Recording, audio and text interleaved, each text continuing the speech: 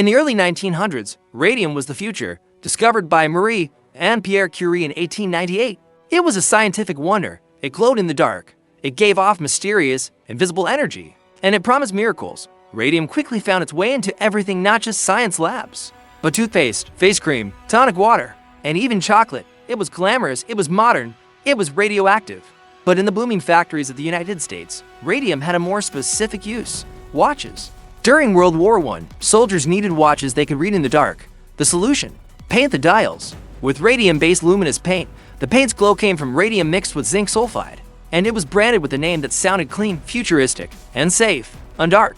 In factories across New Jersey, Illinois, and Connecticut, young women, some as young as 14 or 15, were hired to paint these tiny watch dials by hand. They were called dial painters, and the job was considered a privilege. The pay was good, the hours were short, and the work seemed fun. The women worked in rooms full of giggling chatter, dipping their brushes into the glowing paint, then under instruction shaping the bristles with their lips. Lip, dip, paint. They chanted like a mantra. They didn't know it, but with each lick of the brush, they were swallowing microscopic amounts of radium, and no one warned them. In fact, supervisors told them it was perfectly safe. Some women even painted their fingernails with the glowing paint, or drew tiny stars on their teeth to surprise their boyfriends in the dark. At night, the girls would walk home glowing faintly. It became a point of pride. They were the shining girls, the Radium Girls, modern, stylish, and helping the war effort. What they didn't know was this: their bones were already dying. The paint that made them glow was poisoning them from the inside out, and the companies that employed them, they already suspected. They say history repeats itself, but what about the parts we forgot? Welcome to Echoes of History, the channel where we dig up the dusty corners of the past to uncover the weird, the wild, and the wait, what? Stories they didn't teach you in school. Grab your curiosity and maybe a cup of tea, because what you're about to hear might just change how you see the world. At first, it was just toothaches. A few of the women noticed their teeth felt loose. Then came jaw pain, then sores that wouldn't heal, then something much worse. One young dial painter, Molly Maggia, began to complain about pain in her mouth in 1921. Her dentist was puzzled. Her teeth weren't just infected, they were falling out, along with fragments of bone. Within months, her entire lower jaw disintegrated, literally crumbled in the dentist's hands. Doctors had never seen anything like it. Molly was young, healthy, and strong, and yet her mouth was rotting away, not from disease, but from the inside out. Soon, other dial painters began reporting similar symptoms: ankles breaking spontaneously, hips collapsing, teeth falling out in clumps, open wounds that glowed in the dark. One woman went to scratch an itch on her jaw, and her entire cheekbone came loose. What the doctors didn't realize at first was that radium behaves like calcium. Once ingested, the body treats it like bone-building material and sends it straight to the skeleton, where it begins its slow, radioactive destruction. The radium never leaves. It just builds up, atom by atom, year by year, glowing silently. Worse, the company knew. U.S. Radium Corporation, one of the largest employers of dial painters, had commissioned secret internal studies. Those studies showed radium was toxic.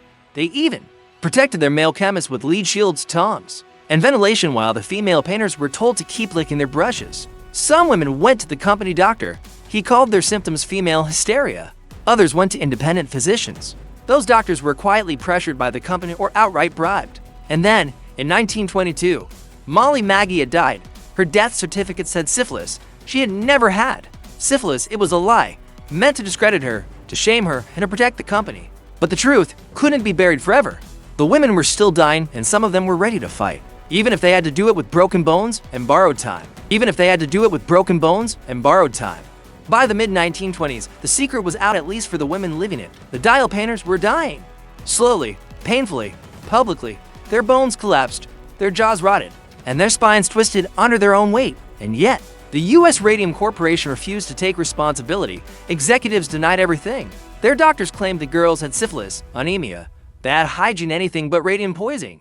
Worse, no one in power wanted to listen, because these weren't soldiers, they weren't men. They were working-class women, disposable, but not all of them were willing to die quietly. Enter Grace Fryer. She had worked as a dial painter in New Jersey, and though she had left the job years earlier, she began suffering the same horrific symptoms: aching joints, missing teeth, and a collapsing spine. She spent years searching for a lawyer willing to take her case.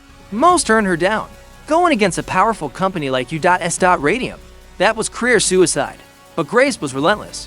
In 1927, she finally found legal support, and along with other women, she filed a lawsuit against the company. The press quickly dubbed them the Radium Girls. the 5 women were barely able to stand. Some testified from hospital beds. One woman had to hold her jaw in place while speaking. They weren't just plaintiffs in a case, they were physical evidence. The courtroom became a media circus. Photographs of the glowing women with crutches, wheelchairs, and sunken faces splashed across newspapers. Public sympathy turned, and so did the tide of the trial. U.S. Radium tried to delay proceedings, hoping the women would die before a verdict. They hired fake experts, questioned the women's morals, and insisted the radium had nothing to do with their conditions. But science and suffering spoke louder. After intense public pressure, the company finally agreed to settle out of court. Each woman would receive $10,000, about $180. Zero today. Plus $600 a year for life. They almost wouldn't live long, and medical and legal expenses paid. It wasn't justice, but it was the beginning of accountability. More importantly, it set a legal precedent that employers could be held liable for the health and safety of their workers, even long after exposure, and it cracked open the door for workers' rights movements, occupational health laws, and eventually, the birth of the U.S. Occupational Safety and Health Administration (OSHA). Decades later, Grace Fryer, who once bent quietly over a glowing watch dial, had become a symbol of resistance. She didn't survive to old age, but because of her, others might. The case of the Radium Girls didn't end with a single courtroom victory. Once the story went public, the glowing bones, the courtroom photos, the shameful cover-ups, America couldn't look away, and neither could other workers across the country. Soon, women from Illinois, Connecticut, and New York who had also worked at radium dial plants began stepping forward.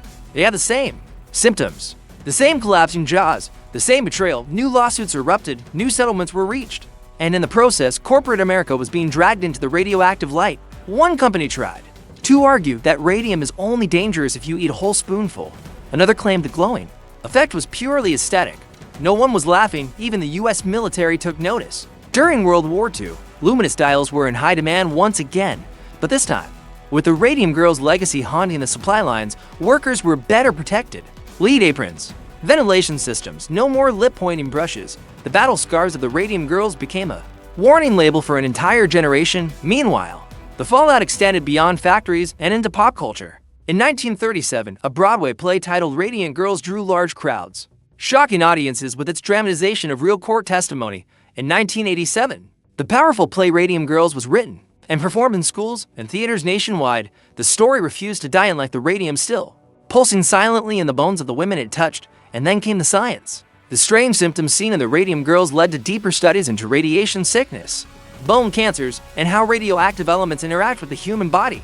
Medical textbooks were rewritten, safety protocols evolved, and a new understanding of long-term exposure risks took root. The irony: Marie Curie herself, whose discovery made radium possible, died of aplastic anemia, a condition now understood to be caused by radiation exposure. Her notebooks, to this day, are still radioactive and stored in lead-lined boxes. The Radium Girls didn't have Nobel Prizes. They weren't scientists. They didn't invent anything.